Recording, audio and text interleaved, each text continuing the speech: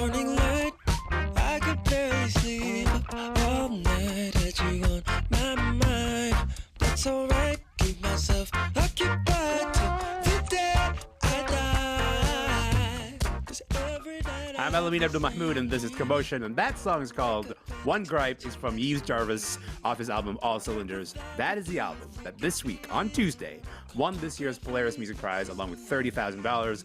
Also, gotta shout out Mustafa, who took home the inaugural SOCAN Polaris Song Prize for his song Gaza's Calling. This year, Polaris is also celebrating its 20th anniversary. So today we thought, you know what, let's take stock. Let's take stock of the Polaris Music Prize at 20. I've got the 2021 Polaris Music Prize winner, Cadence Weapon, aka Rollie Pemberton. He's in the house. Riley Yesno is here. Hello to both of you. How's it going? Hey, what's good? Good. Hello, it's nice to have you here. Okay, we're going to start, I think, this conversation with the speech. Let's hear the speech from the Polaris Music Prize winner, Yves Jarvis. Here's a bit of their acceptance speech from Tuesday. Thank you, God. First and foremost, thank you, Mom and Pop. I recorded most of the record in their spare room. I got a concussion because the ceiling is so low.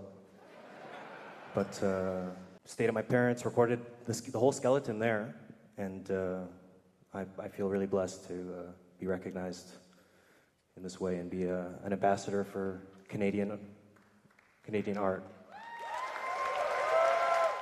Canadian art and Canadian excellence. Rollie, you're a former winner, man. You listened to that speech from Yves. What goes on through your mind? I was really stoked, as you can expect, seeing somebody from Alberta who moved to Montreal win a Polaris Prize. So I was happy to see that. The number of times that being from Alberta comes up when you talk to Rollie Pemberton is like, it's not going to take long. You know what I mean? It's going to be like within the first 1 to 3 minutes to be like, hey, by the way, Edmonton represent. Like, that's what the vibe is around here. It's great. I love to see it. Riley, what about you? What was your reaction to seeing that speech?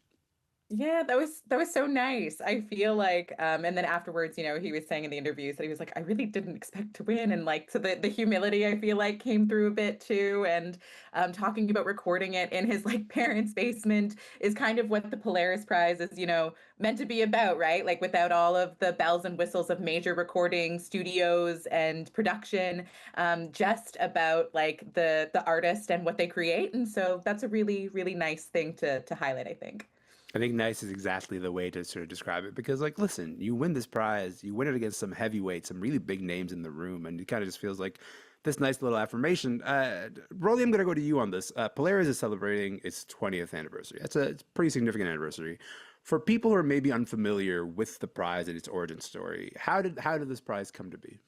Well, it was started by a guy named Steve Jordan who, looking at the Canadian music landscape, realized there wasn't really an award similar to in the UK. They have the Mercury Prize, where it was really about purely artistic merit. It wasn't about sales. It wasn't about anything else like some of the other awards are. And he wanted to create, something to really celebrate these underground artists that were coming out of Canada that were getting really recognized in the States, like Arcade Fire, Wolf Parade, and Broken Social Scene, but weren't really being recognized by the Canadian awards at the time. Mm-hmm. I think there's this sense of sales are one thing, radio plays another thing, but this idea of like, okay, let's focus on the artistic merit of these records. It creates a different kind of air, it creates a different way of talking about these albums. Like, and that's why I love the Polaris Prize. I love sort of like even just like debating the long list, debating the short list. Like, it's a lot of fun. And so the fact that it's been awarded to just like such a wide range of albums over the last 20 years, to me, I think that's like a really interesting thing about it too. People like Feist have gotten it, Arcade Fire, Backwash, Debbie Friday. But Riley, you picked this artist and album as one of your favorite winners to date.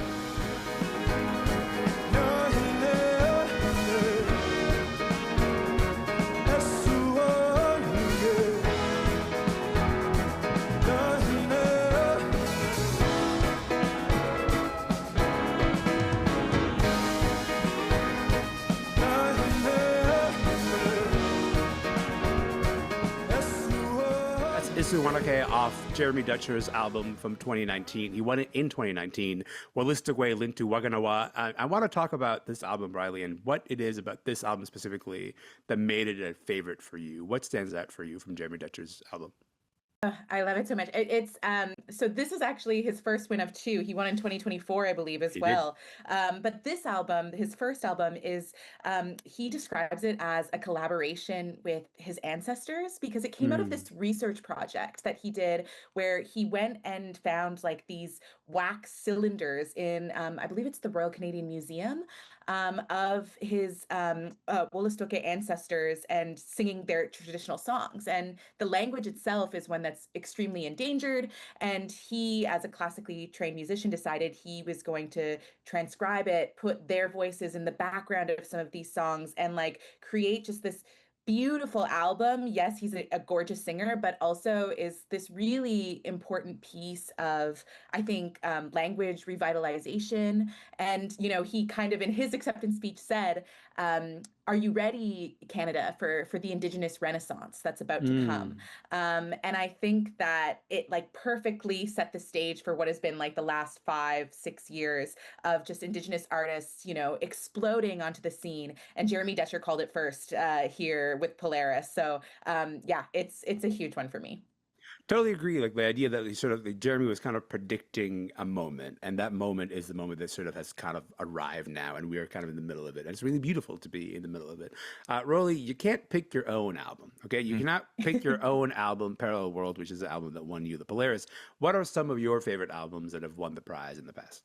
I think the ones that were most meaningful to me, probably K Tronada, 99.9%, Mm. just representing so many different scenes, like the beat scene in Montreal, hip hop, Canadian hip hop, house music, and just somebody who was well known in the underground. It really was such a launch pad for him. So that was like a Hmm. big record.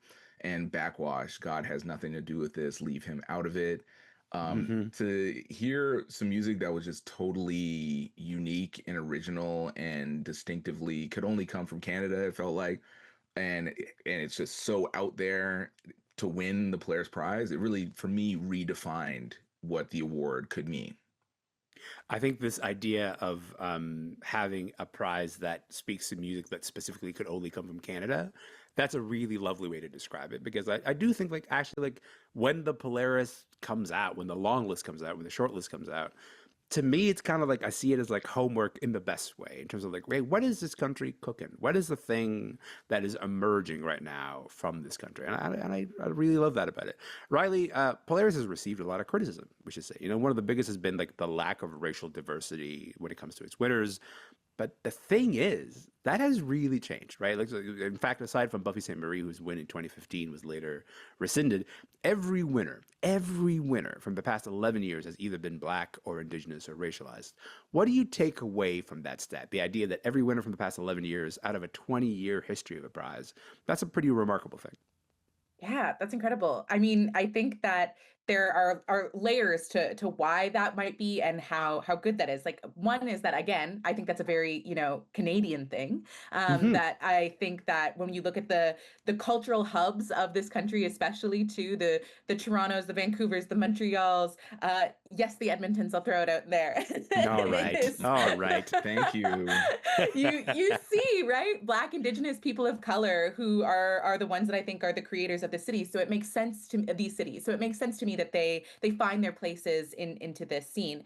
I also think that this is a critique that a lot of different, you know, quote unquote merit-based institutions have had, that there is a history not just in Polaris in its first, you know, however many years, but of other institutions of celebrating white folks way more than they celebrate people of Hmm. color, and that it takes a really intentional look at the institution itself, how you nominate, how you evaluate, how you check bias in terms of what you think is good work and you know exceptional work. And so maybe that's Yeah. something that Polaris did at a structural level, and it's something that only now we're seeing, like you know, the new director of the Grammys, for example, talking about doing in a really intentional way. Like that critique has been there for forever, but making those structural changes is perhaps something that Polaris did first, or did earlier. And I think that is really important and something to take heed of.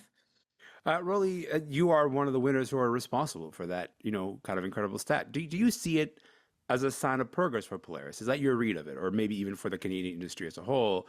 or is it a bit more complicated than like how do you read this? I think it's a bit more complicated because Okay. they talk about the last 11 years has been BIPOC, which I think is we're just lumping together a bunch of different, very extremely different cultures into one and saying it's the same as white culture, which is not the same. I think it's kind of funny. People are like, oh, the last 11 years. Well, it's like, I don't know, the Junos for the last 50 years, it was like 98% white winners. So I don't know. Okay. That's all I'm saying. You're saying like the wins in this particular category don't negate the fact that like as a whole, the music industry still has a lot of questions to sort of answer. Yeah, absolutely. And I think, I think the award is a reflection of the Canadian music industry. And the winner, I think, is usually reflective of where we're going as a country musically. And that's just the way it seems to be going, I think. I think that is a beautiful thing to reflect on and just think about as we listen to this year's winner for the Polaris Music Prize. In the meantime, I got to say thank you to both of you. You guys are the best. Thanks for being here.